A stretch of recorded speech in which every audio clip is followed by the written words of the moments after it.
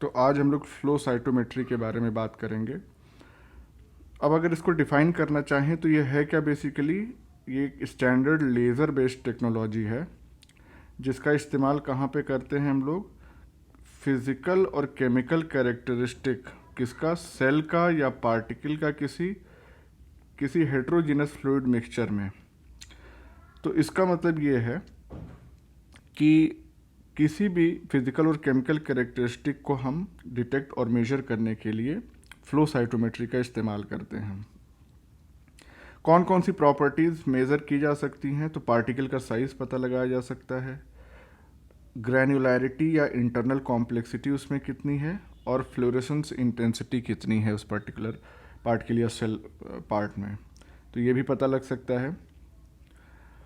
अब ये जो भी कैरेक्टरिस्टिक्स इसके डिफाइन किए जाते हैं उसको कैसे डिटरमाइन किया जाता है, एक optical to electronic coupling system के माध्यम से, जो सेल की प्रेजेंस को डिटेक्ट करता है या किसी पर्टिकुलर मॉलिक्यूल की प्रेजेंस को डिटेक्ट करता है based on laser scattered by the cells. Diagram से भी इसका हम प्रिंसिपल समझेंगे और आसानी से समझ में आएगा। तो फ्लो साइटोमीटर जो है, ज़रूरी नहीं है कि सिर्फ सेल को डिटेक्ट करने के लिए इसका इस्तेमाल किया जाए। इससे हम क्रोमोसोम्स के बारे में भी पता लगा सकते हैं और दूसरे तमाम पार्टिकल्स के बारे में भी पता लगा सकते हैं। ऐसे सभी पार्टिकल्स के बारे में पता लगा सकते हैं जिनको किसी फ्लूइड में सस्पेंड किया जा सके। तो सस्पेंशन तैयार किया जा सकता है जिस भी मॉलिक्यूल का, उसका पता हम लगा सकते हैं यूजिंग फ्लो साइटोमेट्री। तो बेसिक प्रिंसिपल क्या है फ्लो साइटोमेट्री का, it is based on measurement of light scattered bye particles and fluorescence observed when these particles are passed in a stream through a laser beam। तो light की कितनी scattering कर रहे हैं और उस स्कैटरिंग के रिजल्ट के तौर पे कितना फ्लोरेसेंस जो है वो ऑब्जर्व हो रहा है जब एक लेज़र बीम के थ्रू पार्टिकल्स को पास किया जा रहा है। जैसे यहाँ पे डायग्राम में इसको समझने की कोशिश करते हैं। ये लेज़र का पॉइंट है हमारा, दिस वन इज़, जहाँ से लेज़र बीम जो है वो निकल रही है इन दिस डायरेक्शन, और यहाँ पे हमारे पास सेल है सस्पेंशन में। ये सेल जैसे जैसे नीचे आ रही है और लेज़र से इस पॉइंट पे ये टकरा रही है, तो इस पर्टिकुलर पार्टिकल या सेल का कैरेक्टरिस्टिक, स्पेसिफिक कैरेक्टरिस्टिक की वजह से ये लेज़र जो है वो स्कैटर हो जा रही है अपने अलग अलग कंपोनेंट्स में। तो ये जो स्कैटरिंग है उसकी फिल्टरिंग के लिए फिल्टर्स लगे होते हैं, ऑप्टिकल फिल्टर्स लगे होते हैं छांटने के लिए, उसको अलग अलग करने के लिए। और ये अलग अलग जो पार्ट्स में डिवाइड हो जा रही है लेज़र अलग अलग वेवलेंथ में, उसको डिटेक्ट करने के लिए डिटेक्टर्स लगे हुए हैं। FSC, SSC, FL1, 2, 3 अलग अलग वेवलेंथ को ये डिटेक्ट करते हैं और फिर इस सभी डिटेक्शन सिग्नल को एम्पलीफाई किया जाता है और फिर इस एनालॉग सिग्नल को डिजिटल सिग्नल में कन्वर्ट किया जाता है और कंप्यूटर के पास भेज दिया जाता है फॉर फर्दर एनालिसिस। तो सिंपल स्ट्रक्चर अरेंजमेंट है इसका। फ्लूइडिक सिस्टम हो गया जहाँ पे सेल जो है वो फ्लूइड सस्पेंशन में प्रेजेंट है। उसके बाद ऑप्टिकल सिस्टम है जो लाइट को, लेज़र बीम को स्कैटर कर रहा है, और उसके बाद तो स्कैटरिंग और डिटेक्शन दोनों हो रहा है यहाँ पे ऑप्टिकल सिस्टम में, और इसके बाद इलेक्ट्रॉनिक सिस्टम में एम्पलीफिकेशन हो रहा है और एनालॉग टू डिजिटल कन्वर्जन हो रहा है सिग्नल का। तो 3 सिस्टम से मिलकर ये फ्लो साइटोमीटर तैयार होता है। अब लाइट स्कैटरिंग की अगर हम बात करें तो लाइट की स्कैटरिंग कब होती है, जब कोई भी पार्टिकल इंसिडेंट लेज़र लाइट को डिफ्लेक्ट करता है तो उसी को हम स्कैटरिंग कहते हैं। अलग अलग पार्टिकल की प्रॉपर्टीज़ अलग अलग होंगी, अलग अलग स्कैटरिंग इफेक्ट शो करेगा। तो ये किस चीज़ पर डिपेंड करता है, पार्टिकल का साइज़ क्या है और उसकी इंटरनल कॉम्प्लेक्सिटी क्या है, इस चीज़ पर डिपेंड करता है कि कितनी स्कैटरिंग हमको देखने के लिए मिलेगी। अब ये जो FSC के ऊपर हम बात कर रहे थे, ये वाला नीचे वाला जो डिटेक्टर है, तो ये बेसिकली क्या कहलाता है, फॉरवर्ड स्कैटर्ड लाइट, इसको ये डिटेक्ट करता है। और ये किस चीज़ के प्रोपोर्शनल होती है, सेल सरफेस एरिया या साइज ऑफ द सेल। तो जितना ज़्यादा इसकी वैल्यू निकल के आएगी यानी कि साइज़ जो है सेल का उतना ज़्यादा है। और ये डिटेक्टर जो है बेसिकली डिफ्रैक्टेड लाइट को डिटेक्ट करता है। देखिए डिफ्रैक्शन, रिफ्लेक्शन, रिफ्रैक्शन ये फिजिकल टर्म्स हैं, तो थोड़ा सा यहाँ पे ध्यान रखना पड़ेगा कि डिफ्रैक्शन जो है लाइट का जितना हो रहा है वो एफएससी डिटेक्ट करता है। फिर एसएससी यानी साइड स्कैटर्ड लाइट जो है वो किस चीज़ को इंडिकेट करता है? सेल ग्रैन्युलैरिटी या इंटरनल कॉम्प्लेक्सिटी सेल की। तो एफएससी से हम सेल का साइज डिटेक्ट करते हैं और एसएससी से इंटरनल कॉम्प्लेक्सिटी या सेल ग्रैन्युलैरिटी।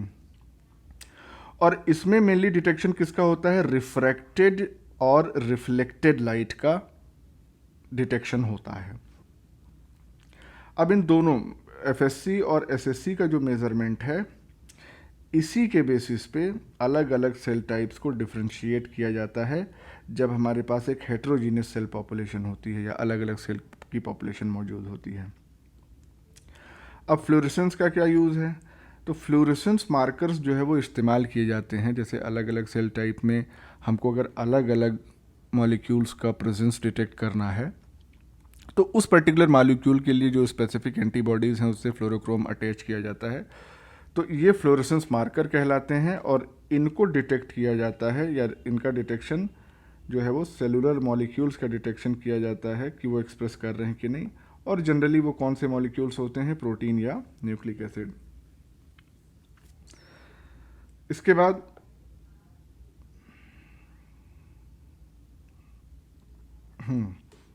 अगर मिक्स्ड पॉपुलेशन है सेल्स की तो अलग अलग फ्लोरोक्रोम्स जो है उनका इस्तेमाल किया जा सकता है अलग अलग कलर के। और फाइनली जो इलेक्ट्रॉनिक सिस्टम होता है वो डिटेक्टेड लाइट सिग्नल को इलेक्ट्रॉनिक सिग्नल्स में कन्वर्ट कर देता है और इसकी प्रोसेसिंग फाइनली कंप्यूटर पे होती है। अगर इंस्ट्रूमेंटेशन या पार्ट्स ऑफ फ्लो साइटोमेट्री की बात करें तो फ्लो साइटोमीटर में 3 मेन सिस्टम जो डायग्राम में हमने देखा था, फ्लूइडिक्स, ऑप्टिक्स और इलेक्ट्रॉनिक सिस्टम होता है। बाकी वहाँ पे इलाबोरेट हमने किया था। फ्लूइडिक्स में हम देख रहे थे किस तरीके से सस्पेंशन ऑफ सेल जो है वो लेज़र बीम के थ्रू पास हो रही थी। ऑप्टिक सिस्टम में क्या होता है? ऑप्टिकल सिस्टम में एक्साइटेशन ऑप्टिक्स और कलेक्शन ऑप्टिक्स दो तरीके के सिस्टम मौजूद होते हैं। तो एक्साइटेशन ऑप्टिक्स में क्या था? लेज़र और लेंसेज जो लेज़र बीम को सैंपल पे फोकस करते हैं, ये एक्साइटेशन ऑप्टिक्स का कंपोनेंट है।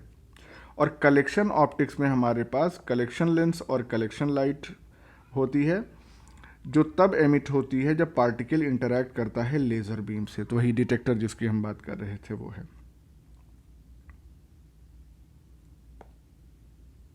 अब इलेक्ट्रॉनिक सिस्टम भी हमने देख लिया, एम्पलीफाई करता है सिग्नल को और इसके बाद उसको एनालॉग से डिजिटल में कन्वर्ट करता है। प्रोसीजर क्या है, प्रोटोकॉल क्या है? सैंपल प्रिपरेशन की अगर हम बात करें तो फ्लो साइटोमेट्री को रन करने के पहले सेल्स का सिंगल सेल सस्पेंशन तैयार करना बहुत ज़रूरी है। जब तक एक एक सेल इंडिविजुअली सेपरेट नहीं होगी तब तक हमको एग्जैक्ट आइडेंटिफिकेशन अपने जो टारगेट मॉलिक्यूल्स हैं उसका नहीं हो पाएगा। तो सिंगल सेल सस्पेंशन ये सबसे पहली रिक्वायरमेंट है। इसके बाद एंटीबॉडी स्टेनिंग करते हैं। सैंपल एक बार प्रिपेयर हो गया, प्रिपेयर होने का मतलब सिंगल सेल सस्पेंशन तैयार हो गया, तो फिर सेल्स की कोटिंग की जाती है फ्लोरोक्रोम कॉन्जुगेटेड एंटीबॉडीज से। और ये फ्लोरोक्रोम कॉन्जुगेटेड एंटीबॉडीज़ जो होती हैं वो स्पेसिफिक होती हैं फॉर द सरफेस मार्कर, जिस सरफेस मार्कर को हमको आइडेंटिफाई करना है। सरफेस मार्कर कहाँ पे मौजूद होगा? अलग अलग सेल टाइप्स में, और उसी के बेसिस पे डिटेक्शन जो है वो होगा। तो अलग अलग सेल्स पे अलग अलग सरफेस मार्कर और उनके लिए अलग अलग फ्लोरोक्रोम कोटेड एंटीबॉडीज़ का इस्तेमाल किया जाएगा। फिर सैंपल को रन किया जाता है। अब बात करते हैं टाइप्स की। तो ट्रेडिशनल फ्लो साइटोमीटर्स, जैसा कि ऊपर हमने डायग्राम में देखा, जो 3 कंपोनेंट्स थे वो समझ में आ गया। फिर एकॉस्टिक फोकसिंग साइटोमीटर्स होते हैं। यहाँ पे अल्ट्रासोनिक वेव्स का इस्तेमाल किया जाता है तो use to focus the cells for analysis. तो इससे क्या होता है कि अल्ट्रासोनिक वेव का इस्तेमाल करने से जो सैंपल क्लॉगिंग है वो नहीं हो पाती, यानी कि सेल्स जो है वो इकट्ठा नहीं रह पाते हैं हाई एनर्जी वेव्स होती हैं, अल्ट्रासोनिक वेव्स, जो सेल्स को अलग अलग कर देती हैं। फिर सेल सॉर्टर्स होते हैं। इसमें क्या है कि जो भी डिज़ायर्ड पैरामीटर या डिज़ायर्ड मॉलिक्यूल, टारगेट मॉलिक्यूल हमने चूज़ किया, उसके लिए जो भी सेल्स पॉजिटिव हैं, जिन भी सेल्स में वो पाया जा रहा है, तो उन सेल्स को सेपरेट किया जा सकता है निगेटिव सेल्स के से, यानी कि जिनमें वो पर्टिकुलर टारगेट मॉलिक्यूल नहीं मौजूद है, नेगेटिव सेल्स हैं, उनको पॉजिटिव सेल से जिसमें टारगेट मॉलिक्यूल मौजूद है उससे सेपरेट करना, ये सेल सॉर्टर कहलाता है। फिर इमेजिंग फ्लो साइटोमीटर, तो ये भी ट्रेडिशनल साइटोमेट्री ही होती है, बस इसमें फ्लोरेसेंस माइक्रोस्कोपी को भी कंबाइन कर दिया जाता है। तो रियल टाइम में हमको जो है वो फ्लोरेसेंस इमेजेस ऑब्टेन होती हैं। एप्लीकेशन क्या है? तो एप्लीकेशन की अगर हम बात करें तो बहुत सारी फील्ड ऑफ बायोलॉजी में एप्लीकेशन है इसका। Molecular biology, pathology, immunology, virology, plant biology, marine biology. Clinical labs में इसका क्या इस्तेमाल होता है कि अगर किसी बॉडीली फ्लूइड में मैलिग्नेंसी हो रही है तो उस चीज़ को डिटेक्ट किया जा सकता है, उस फ्लूइड को रन किया जा सकता है थ्रू फ्लो साइटोमेट्री, और उसके बाद जो सेल्स का कैरेक्टरिस्टिक है वो स्टडी किया जा सकता है। तो जैसे एग्जांपल हो गया ल्यूकीमिया या ब्लड कैंसर। इसके अलावा कितना डीएनए कंटेंट है सेल में किसी पर्टिकुलर स्टेट में, उस चीज़ को भी डिटेक्ट किया जा सकता है by using specific fluorescent markers जो डीएनए से बाइंड करें।